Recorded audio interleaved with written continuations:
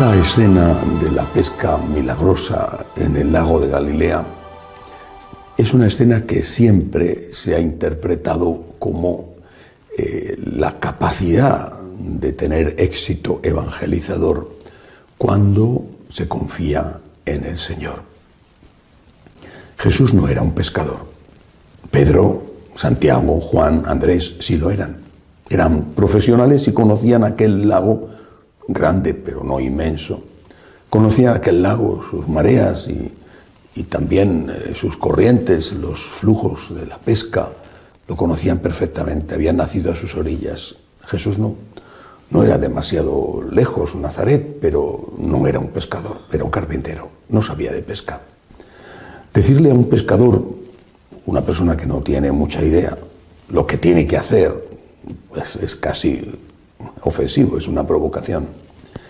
A mí me vas a enseñar tú dónde tengo que echar las redes cuando me he pasado toda la noche y no he cogido nada.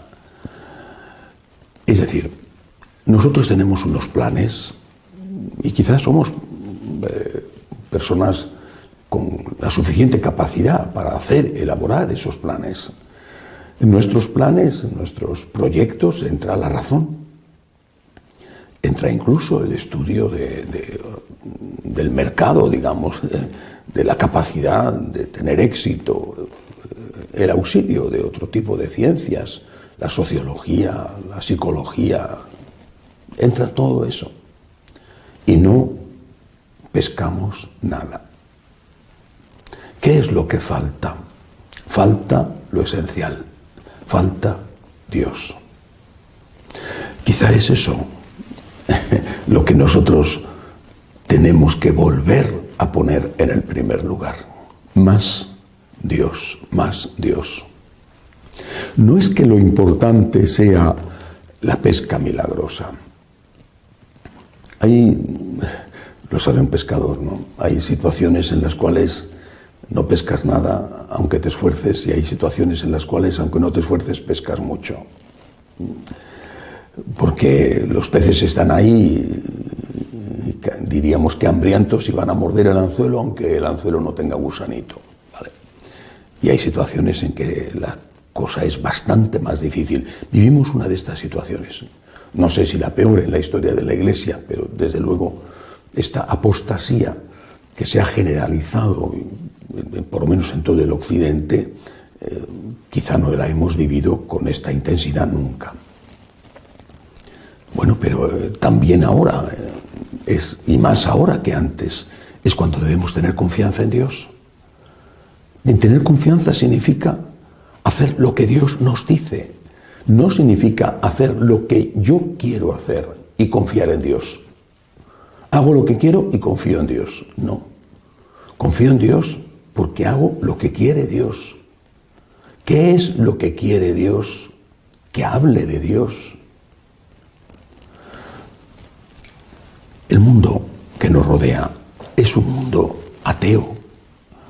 Es un mundo ateo capaz de creer en cualquier cosa, además, menos en aquello que es de verdad creíble, que es la existencia, el poder, el amor de Dios.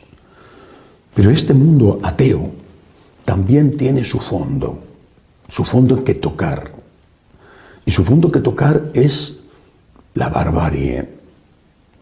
La falta de ética no solamente afecta a los millones de seres humanos inocentes que están siendo asesinados en el aborto. No solamente eso. La familia está destruida absolutamente. Y no solamente eso. Incluso la economía está en una profunda crisis. Los movimientos migratorios, canalizados o no, van a cambiar en muy poco tiempo el rostro de los países occidentales con antiguas, ya olvidadas, raíces cristianas. Se encuentran hoy con que muchas de sus ciudades son habitadas por personas, por ejemplo, musulmanas, que establecen en sus barrios, en sus ciudades incluso, leyes que no tienen nada que ver con la ley que rige en ese país. Todo esto es fruto del abandono de Dios, del abandono del Dios verdadero, del Dios que nos ha enseñado Jesucristo. Estas personas que tocan su fondo, y que tocan su fondo haciéndose daño y haciendo daño, esta falta de capacidad para mantener una relación afectiva estable, te conozco y me acuesto contigo y mañana ya no te conozco para hacer lo mismo pasado mañana con otro. Esto tiene un precio carísimo y se está pagando. La Iglesia, y cada uno de nosotros es Iglesia, tiene que estar ahí para señalar a Dios. Dios es el único que puede llenar tu corazón de eso que estás buscando, de esa felicidad que has buscado en las cosas, en las personas, como decía San Agustín, que sin Él no existirían. Solo Dios, solo Dios. Y luego viene no solamente la vida, sino que viene la muerte. La muerte que con la tragedia del virus, y no es la única tragedia, ha mostrado su enorme poder. La muerte que está ahí acechando en el hambre, en la falta de recursos económicos, en parte también debido a esta terrible crisis, la muerte, la violencia, también los saqueos, la rebeldía ante la injusticia o ante la desigualdad, todo eso está ahí ya, ante nuestros ojos, lo vemos en la televisión, en nuestras propias casas. Todo eso está ahí. ¿Y quién te da una solución en la vida y a la hora de la muerte? Solo Dios. Solo Dios. Así que tenemos que seguir echando las redes en alta mar, o sea, entre aquellos que ya no van a misa, entre aquellos que no creen en nada. Eso es alta mar.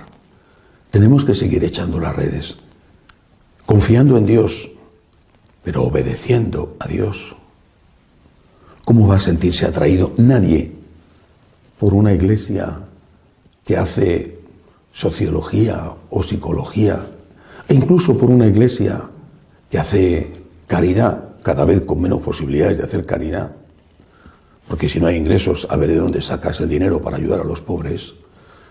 ¿Cómo va a sentirse atraído alguien por una iglesia o por unos sacerdotes que no hablan de Dios? Esto es lo primero que tenemos que preguntarnos. Si no hay peces en las redes, ¿es porque no hay peces en el lago? ¿O porque yo no sé echar las redes? Dios y no el cura. Dios y no la iglesia. Dios. Dios que está en su santa iglesia. Cuando su santa iglesia quiere estar con Dios, Dios es el que atrae, ha atraído y seguirá atrayendo. Tanto más cuanto más difíciles son las circunstancias y más duros son los tiempos. No lo olvidemos. Que así sea.